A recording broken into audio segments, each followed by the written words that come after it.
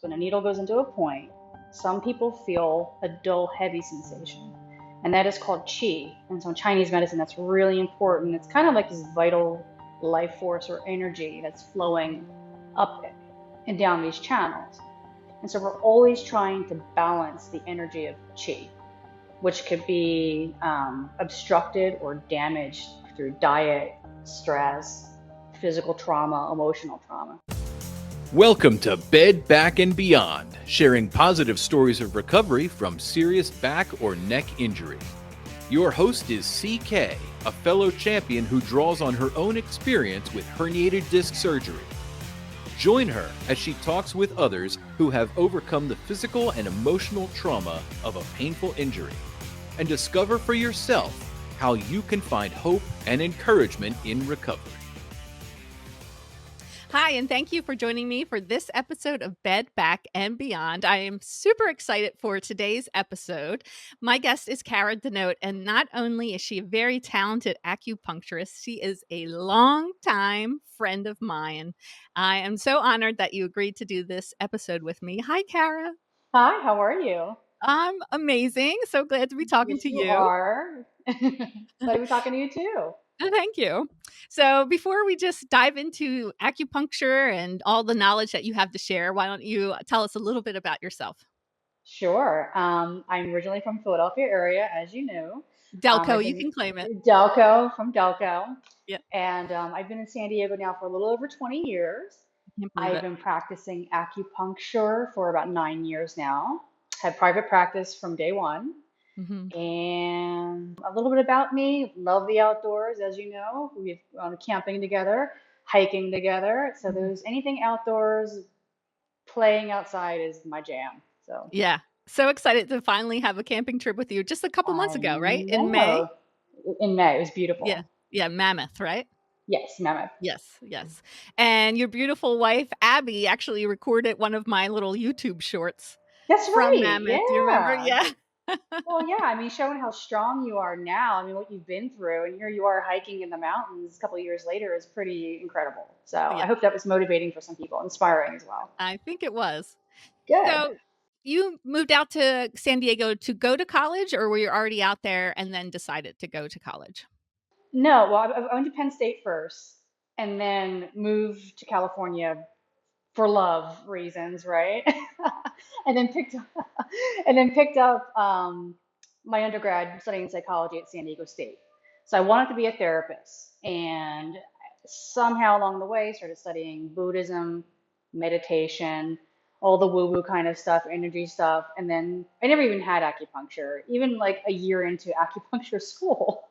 So I really had no idea what I was getting into, but it was one of those strange callings, I guess, that just led me down this path. And I love acupuncture because you can talk to people, you can put your hands on people. So it's, you get to really work on the physical, spiritual, emotional aspects of people. Not instead of just sitting in a chair saying, tell me about your mom, kind of thing. Yeah. I remember when you told me that you decided to go to school for acupuncture. My immediate thought was, well, that makes sense because you always had that personality of, I want to take care of you. Let me help. Yes. So I was Yes. like, well, it's a perfect fit, I feel like. Thank you. Thank Yeah. you. So how long is schooling for acupuncture? It's about 5 years. So yeah, and that was I really didn't know again what I was getting into, and it's a really ambitious program, especially California, because not only do you do acupuncture, but it's the traditional Chinese herbal medicine. So there's Chinese herbal medicine, the acupuncture, the theories, all the points, and then it's all Western medicine. So it's all the biology, the chemistry, the physiology. It's a lot of information. Yeah. Wow. And there's a lot of actual medical research behind acupuncture, right? Oh, yeah. I mean, if insurance is going to pay for acupuncture, you better believe there are studies showing that it works. That's all I got to say about that. Yeah. I was, doing a little research and I was listening to how they had injected saline or something like that into somebody and they were tracking it along the meridian lines. Is that Hmm. correct? Yeah, And it was showing the lines that acupuncture is saying that they connect. it's crazy. And how did they know this thousands of years ago? before they were really, opening up bodies. I mean, how did they know that one point could be connected to, on your foot can be connected to the eye? It's just incredible, what they're doing in real time MRIs. Like things are showing up in the brain, like when you put a needle in an actual point. So it's really interesting. Yeah. Yeah. Is it Chinese medicine? Is that where it originated? Yeah, China, thousands of years ago. I want to say about maybe 5,000, I think. Yeah. Okay. And so when you first got into acupuncture, was it widely accepted in the US, or do you think it has become more accepted since you started practicing? I mean, definitely more. I mean, it's pretty big in California and like New York, some of the bigger cities. But I mean, definitely California is really big on holistic medicine anyway. But yeah, I mean, there's three different campuses. There was New York campus, San Diego, and Chicago. So the school that I went to. And so we had people from all over the US even coming to the San Diego program, and they were just going to go back to the Midwest or whatever. So yeah, I mean, I think I don't even know, like the Philadelphia area. Do you see a lot of acupuncturists, or no? Is it still kind of I don't look. mainstream? I think to myself like I should go get an acupuncture treatment, but for me that would mean getting on a plane and going to San Diego because I'm not going to have anybody else do it. You're welcome anytime. In fact, I just had a guest on the podcast a couple weeks ago. Erica was her name, in a car accident, partial paralysis. Mm. And she mentioned how she feels like acupuncture post injury has really helped save her from certain side effects. And I said to her, like, I have a girlfriend. I keep meaning to have her on the podcast to talk about acupuncture. So thank you again. Of course, I can bore you to tears talking about Please do. No, please do. That's the point of the podcast. it. But acupuncture is different than dry needling, right? Yes. From what I understand, dry needling is like a physical therapist or chiropractors now. They just, yeah, they just get a needle. I don't know why they call it dry needling. I always joke there's no wet needling, right? They just get a needle and they do it like, oh, you have a knot here, and then they kind of dig and then they try to create some sort of spasm or relief to that knot. So, I mean, it's not actually acupuncture, like they're not following the meridians or treating the whole person, like getting to the root cause. They're just basically sticking a needle in a knot, basically. Oh, okay. Okay. Are you able to just kind of explain acupuncture a little bit? Because honestly, I don't know what's happening when you stick needles in me. Yeah, yeah. I mean, there's hundreds of points. They fall along meridians, channels, and every little point has a specific location and a purpose. Like I said, physical, spiritual, emotional. So what they do know, for example, is when a needle goes into a point, some people feel a dull, heavy sensation, and that is called qi. And so in Chinese medicine, that's really important. It's kind of like this vital life force or energy that's flowing up and down these channels. And so we're always trying to balance the energy of qi, which could be obstructed or damaged through diet, stress, physical trauma, emotional trauma, right? My life, you mean? Life could My just life. cause your chi to be all kinds of mad at you, right? So when a needle goes in, we're tapping into that energy. Some people feel that, ooh, like this kind of, it doesn't hurt, right? But you felt that kind of experience where like, oh wait, something is happening. But what they do know is that we're stimulating neurotransmitters in the brain, like dopamine, serotonin, like the opioids. Like it's like that's what's really happening. They have tested that. So there's a cascade of response, like the immune system, everything. Hopefully that was my elevator quick. I can't explain what Yes. acupuncture is. I remember when I herniated my disc, you sent me a text message that was like, "Oh, I wish I was in Pennsylvania so I could take care of you." And I thought to myself, like, well, how would acupuncture help my herniated disc? But you treat people with herniated discs, right?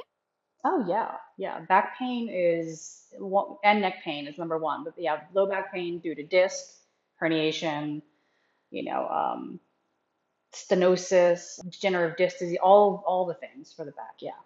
Wow. What are the trigger points for treating the back? Um, I mean, not only, I mean, of course, there are points along the spine that you actually go in, but people are surprised. They're like, well, why are you putting a needle in my head?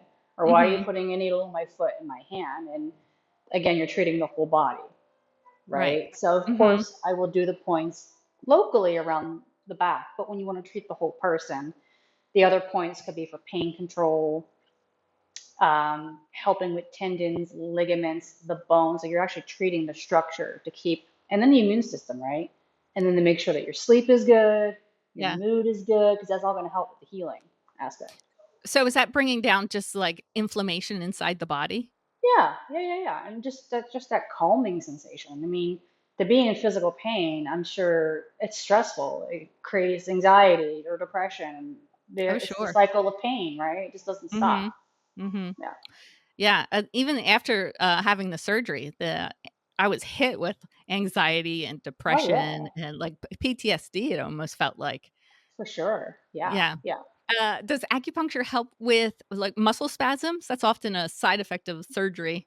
For sure. Yeah, it's Yeah. definitely it's gonna calm the area, just that state of relaxation where everything is calm. Yeah. Do you do any other treatments in conjunction with the acupuncture, or is it strict needle, treatments? No, when somebody comes in, I start, we face up and I have a neuromuscular stimulator, electric stim.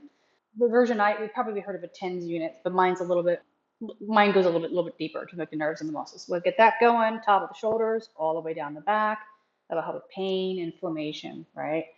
Needles on the front side of the body. We flip, needles going down the back. I do cupping, gua sha or scraping is like a little tool, kind of like ironing out little kinks, right?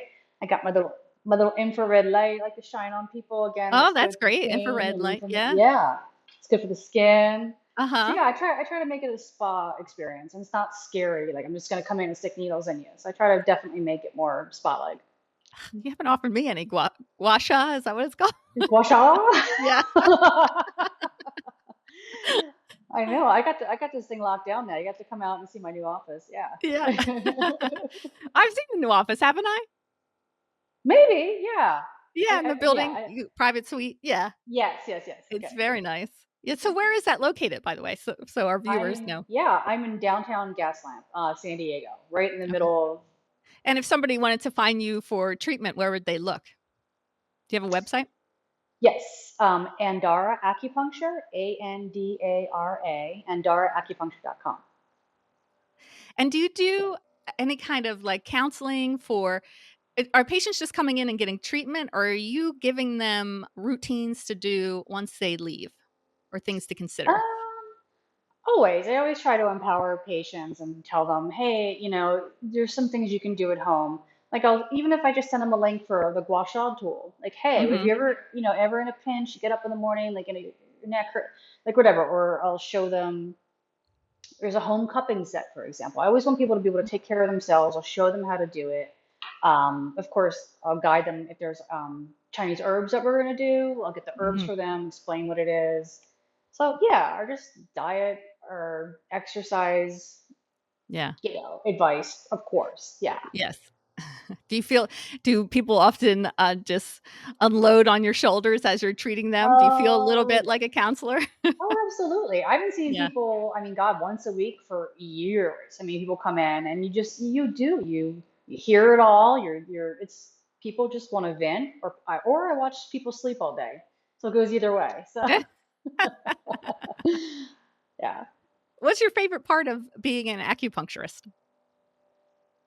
I feel it's almost like an art form because when somebody comes in, especially a complicated case, and because there's so many points to choose from, it really is like you're cracking a code, and sometimes one thing will work, maybe something will not work, so I feel like you can really tailor a treatment to somebody. And also like every practitioner has like their own technique. And so I don't know, I use a lot of needles because there's so many delicious juicy needles, and Mhm. I just like, yeah, it just feels like art, That's my favorite Uh-huh. part. And then when it works, you're like, oh wow, like that's because we're trained to treat basically everything, even some crazy stuff like turning a baby Oh, or wow. yeah, What? like a breech baby. I see a lot of fertility, which works, getting girls pregnant, and then when they have the baby in, they like get it out, and you can do things to help promote, labor. It's crazy and it works. Mhm. Is there a complicated case that you can tell us about? Yes.